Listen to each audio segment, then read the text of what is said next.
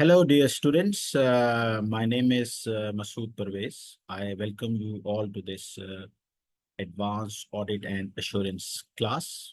So let me introduce myself. I'm a chartered accountant by profession. I'm a CIA qualified and CISA qualified as well. My teaching span for the paper AA and AAA is now around 22 years. I'm principal of ESPM and SPM, which is a platinum approved learning partner. Lots of my students have secured distinctions in the paper AA and AAA. I am an ADCOM member as well, which is an education and training committee of ICAP. And I have conducted lots of webinars for ACCA, specifically for the paper Audit and Assurance and Advanced Audit and Assurance. So I will be your tutor for this particular paper of Advanced Audit and Assurance. So let's proceed further. First of all, we will discuss about what is the prime difference between the paper AA and AAA. As many of you have passed this AA exams earlier or maybe in recent past, so you should be very well aware of that what is the syllabus of AA. I will be talking about the syllabus differences of AA and AAA shortly, but let me talk about more important areas. And the first very important thing all of you should recognize is your role in the paper AAA. In this particular paper, you are placed in a senior role. You are an audit manager, or maybe in few instances, maybe an engagement partner. Your role in paper AA is little different. You are at the audit associate level, performing procedures on areas like non-current assets like inventory, debtors, creditors, maybe bank and cash. But with respect to paper AAA, your role is entirely different. You will be more dealing with planning areas. You will be talking about or dealing with the audit quality areas. You will be performing certain audit procedures, but that will be focused on more material aspects of the financial statements as compared to the paper in AA. Then one very important area is with respect to review and conclusion, where you are finalizing your audit reports, you are reviewing the audit work, and then obviously expressing an opinion on the financial statement and issuance of the audit report. So the first very important thing all of you should recognize is you are placed in a senior role. You should be writing like a senior. You should be thinking like a senior. You should be having the appropriate knowledge regarding all those important stages, which you have already covered in AA. But definitely your level should be different as compared to your previous exam. Second important thing is your paper AA will have certain marks for your knowledge and application. AA is a blend of knowledge and application as well, but AAA is majoritarily an application-based paper as compared to knowledge. So only having knowledge or root learning will not lead you anywhere for the paper AAA. So this is the second important thing you should recognize. Professional marks. So there are 20% professional marks being given in this particular paper of AAA. I will be discussing about these professional marks shortly, and we will be talking about professional marks again and again and again and again when we proceed with our syllabus and with our course, so that you guys are very well versed at how to secure those professional marks. Then one very important factor is the intellectual level. I hope all of you must be aware that ACCA have three intellectual levels. Level one is primarily about knowledge and comprehension. Level 2 is primarily about application and analysis. And your level 3 is about synthesis and evaluation. So uh, in paper AA, level 1 and level 2 come into play. But for the paper AAA, level 2 and level 3 will be of prime focus of the examiner. So definitely you must be able to apply your knowledge and analyze, and you should be in a position to synthesize and evaluate. And one very important thing is the conclusion part. As I mentioned earlier, I've been teaching this paper, Advanced Audit and Assurance, for more than 20 years now. So majority of the students who do not conclude, like they have the ability to analyze, they have the ability to discuss and evaluate, but if they are not conclusive, they are not concluding one particular aspect or one particular matter, so they lose marks. Again, one very important factor is the requirement verbs. So all of you must be knowing the fact that whenever you are reading a question, you should focus on the requirement verb. Like, what is the requirement of the particular question? If, like in AA, a majority requirement verb relates to identify, you need to identify, you need to explain, you need to describe, you need to recommend, which is in very few cases. But if you talk about paper AAA, so you will be dealing with evaluation. You are required to design audit procedures. You are there to discuss. You are there to recommend, and you are there to critically appraise. So I think this particular slide is of prime importance, that all of you should be knowing the prime difference of the mindset and the requirements for the paper AAA as compared to paper AA. Very important thing for the paper AAA is your ability to analyze, like I said earlier, your ability to evaluate, and your ability to conclude. So I think all these three traits will be playing a key role in passing the exam. Like I said earlier, professional marks are given in this paper. 20% marks, like 20 marks, will be a huge number. And professional marks, we will be discussing professional marks in detail in our later lectures as well. But professional marks will be covering these four areas. Your ability to communicate, like say, for instance, you receive an email from the partner, you are at the planning stage of the audit, you have to read lots of information already provided in the question, and then you have to communicate. Now, what should be the traits of that communication? Whom you are addressing, the clarity in the communication, the specific uh, items you need to include in your communication. So communication is one of the key area of your professional marks. Then the ability to analyze and evaluate, like I said earlier, professional skepticism, which is the core of an auditor. So being an auditor, you are supposed to be skeptical. You are supposed to be working with a specific mindset and your ability of proper professional judgment. And one last very important factor is your commercial acumen. Like I said earlier, we will be discussing all these in detail as we proceed further. Let's talk about the syllabus of the paper AAA.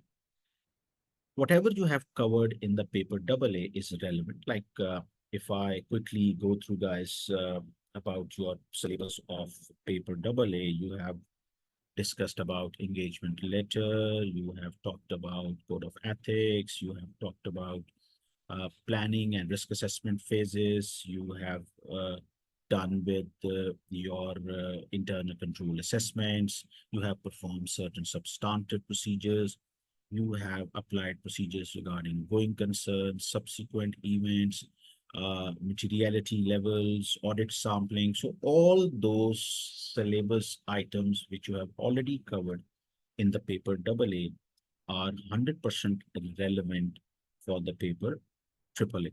Then what is extra in this paper AAA as compared to AA? Let me highlight those areas. Like there are more professional issues coming to you in this particular paper, which you have not encountered in the paper AA, or not encountered at that extent, which will be there in the paper AAA, like money laundering, professional liabilities, and there are certain practice management areas which have specifically been included in this particular exam. Group audits is again a prime topic which is not covered in the paper AA. There is a parent company. Parent company is having certain subsidiaries, and you are the group auditors. You are the principal auditor, and you are the component. In few cases, you are the principal auditor and component auditor as well. In few cases, you are not the component auditor. So group audits will be a very important area which will be covered in the paper AAA. Business risk, you have done financial statement risks, you have studied audit risks, you have studied financial statement risks, but for this particular paper, you will be studying business risk as well. Now, how business risk is different from financial statement risk, or what is the linkage between business risk and financial statement risk? On audit risk, we will be discussing in detail. The business risk is again a key area which is being included in this particular exam. Then there are certain non-audit assignments. Like, let me give you a quick review that in our audit shop, say for instance, we are running an audit firm. In that audit firm, we are selling assurance and non-assurance services. So in assurance services, audit is one of the key components. Uh, we are giving an assurance in accordance with international standards on auditing. Review is another assurance, which is somehow called mini audits. And then we do give assurance on prospective financial statements. But on the contrary, in our audit shop, we do offer certain non-audit assurance or non-assurance services like taxation services, like agreed upon procedures, like compilation of financial statements, like reconciliations of debtors, creditors. So this will be covered in these non-audit assignments. Then current issues and developments, as this is the final level exam, it's advanced level of audit. So the examiner is expecting from you guys that you should have a good understanding what are certain current issues and developments in this audit and assurance domain going on, happening in the world, and you being a student at the final level of advanced audit and assurance, you should have a complete grasp of those current issues and developments. Then the accounting concepts related to SPR, one very important thing which ACCA recommends and teachers recommend as well, that one of the prerequisite of paper AAA is AA, which is normally all of you have passed.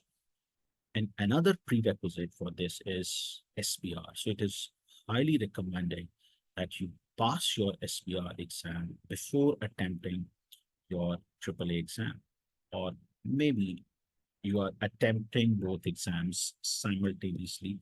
This might work as well. Let's talk about the paper pattern. So basically, your paper is divided into two sections. Section A is about 50 marks, and it's a case study based question broken down into several requirements. Primarily, this particular section is on planning phase of the audit, and other range of topics will be included as well. Audit quality will be tested, and other ethical issues. Primarily, it will be covering audit risks and risk of material misstatement.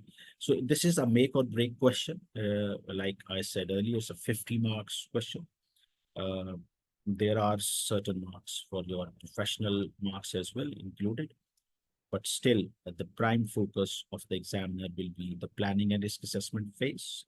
And interestingly, we will be starting our lectures from this particular area of planning and risk assessment. Your section B is comprising of 2 questions of 25 marks each. These are shorter scenarios, and these shorter scenarios are mm, one of the scenario will be coming from the compilation stage of the audit, and the other topics range will be covered as well. Again, professional marks are being awarded in this particular area uh, as well.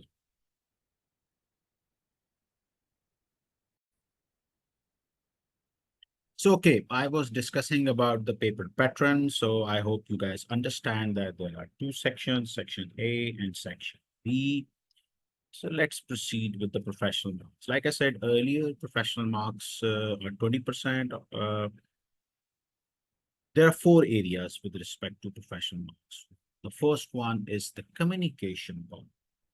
So 4 marks will be awarded to this particular communication area. You are supposed to be clear in your communication. You are supposed to be very persuasive. You need to understand who's your audience, and you should be writing in accordance with the level of your audience. Like, say, for instance, you are addressing the engagement partner. So you should not be talking about very basic things like what is an engagement letter, what is the definition of audit risk. I hope you guys understand that engagement partners knows about these things. So you need to understand that whom you are responding, what concerns need to be addressed. You need to have professional language, easy to read, headings, subheadings. You need to be logical, progressive, and you should avoid repetitions. And you should avoid unnecessary details. And you need to follow the instructions given in the question. So communication is a very important area to get good professional marks. Then the second area is your ability to analyze and evaluate. Like, you are given with lots of data, you should use that data appropriately. You should be having certain specific calculations. You should be able to assess the materiality levels, either that particular misstatement is material, not material. Then the context should be 100% in accordance with the scenario. When we go further into your studies, so I will let you know that whenever you are reading a scenario, what certain factors you should consider. And your answer should be 100% in the context of the scenario. Then you have to identify, is there any data missing which is required for the analysis? You should mention that in your script, that if I've been provided with these additional information, I will be in a better position to analyze these particular areas. Impact on the auditor course of action. Say, for instance, management is not correcting the financial statements. There is disagreement on the application of certain accounting standard or accounting treatment. You should be able to understand that either the impact is material and pervasive, and what should be the implications on the auditor's report. So this is the second important ability of yours regarding analysis and evaluation, which will fetch good marks. The third area is your basic instinct of having a professional skeptical mind and your professional judgment. So being an auditor, now it comes with practice. And if you are doing audit practically, your level of skepticism and professional judgment improves over the period of time. And same goes with your exam preparation. So if you are having practice sessions on a regular basis, this will definitely improve your level of skepticism and judgment, which is one of the core requirements for this particular exam. So do not accept everything at face value. Drill down that information, question that information, critically analyze that information. Do not rely on unanswered honesty. And there is a possibility that you might find information which is having a management bias. Management might be using those biases in maybe in estimates or in giving certain representations. So you need to be very careful about that as well.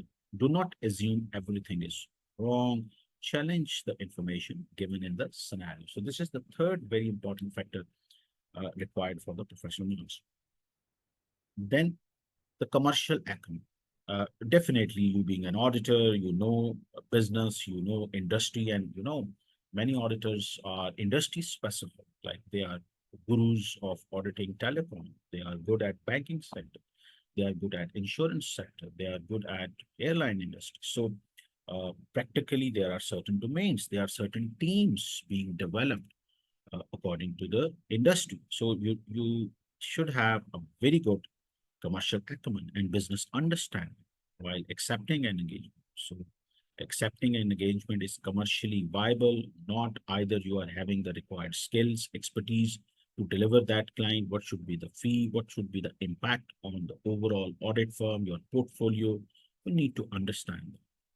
You should have very good business awareness and insights, like I mentioned earlier, that people expect from an auditor that they are the top-notch professionals. They have forward-looking information about that industry because you are there to audit the client, the management's financial statement, their operations. You need to be on the top of it with respect to your insights and knowledge. Then business risk affecting the client. Business risk is a key area of paper AAA. So you need to understand that what are certain business risks affecting the client and how you can relate business risk with your financial statement risks. Then the regulatory requirements. What are certain regulations? Like if you talk about banking sector, so banking sector is highly regulated sector. So there are more risk of non-compliances. So you need to understand those regulatory requirements as well, the impact on competition, on the future of business success. So uh, having good professional marks, you need to develop these four domains. Like I said, when we proceed with our classes, better relate those core skills with the questions when we will be attempting those questions. Let's talk about the pass rates. So primarily pass rate ranges between 30s, 34 in your September 23 attempt, then December 34, 38, 37, and the recent one of the recent attempt is 38%. So that means it ranges between 34 to 38, which is a good number considering a paper of a professional stage, the final stage, which is your finish line. So you need to take care of this passing ratio as well. At the end, let me share with you the top tips for this paper. Definitely, we will be discussing these again and again. So you need to have an early dive into the specimen exam. We will not be waiting till the end that what will be our exam. We will be discussing exam level questions straight away. You need to cover entire syllabus. There is no room for pick and choose, or there is no room for selective studies. You should learn how to apply knowledge. Like I said earlier, this is an application-based paper. Merely having a knowledge or rote learning will not serve the purpose. And for that, you need to practice planning questions. You need to write full answers. You need to review them thoroughly. So this is highly recommended, and this will be following as well.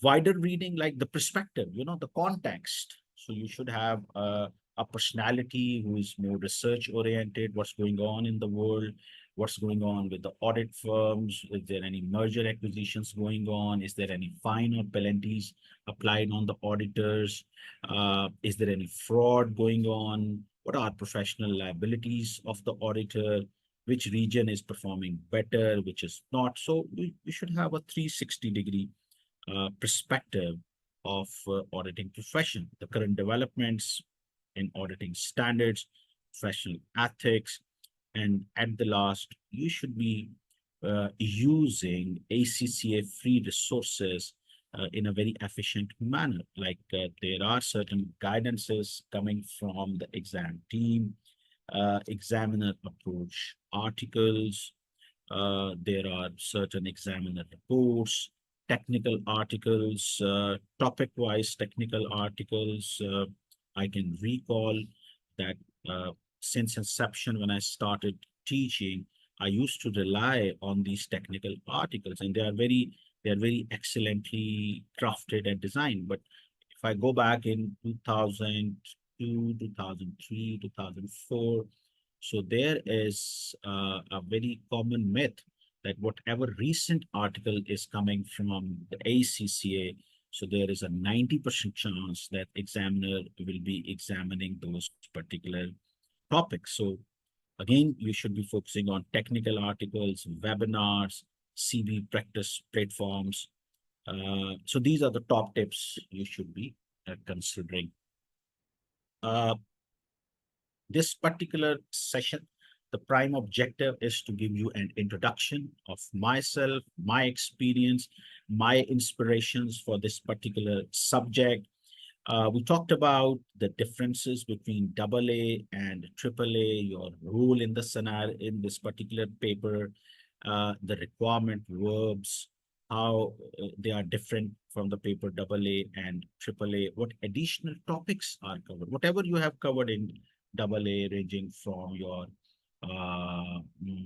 200 series standards. We're talking about international standards, uh, like audit engagement, like audit documentation, like you talk about fraud, you talk about planning and risk assessment, you talk about execution, you talk about audit sampling, audit risk, its components, then execution of the audit, test of control, substantive, each and everything is there. But uh, and the audit after audit evidence, you need to review and conclude it, and then the reporting part. So everything which you have covered in AA is relevant in AAA, with an additional focus on few areas which I have discussed. So good luck from my side. We will be heading towards planning and risk assessment area in our upcoming lecture. Take very good care of yourself. Bye-bye.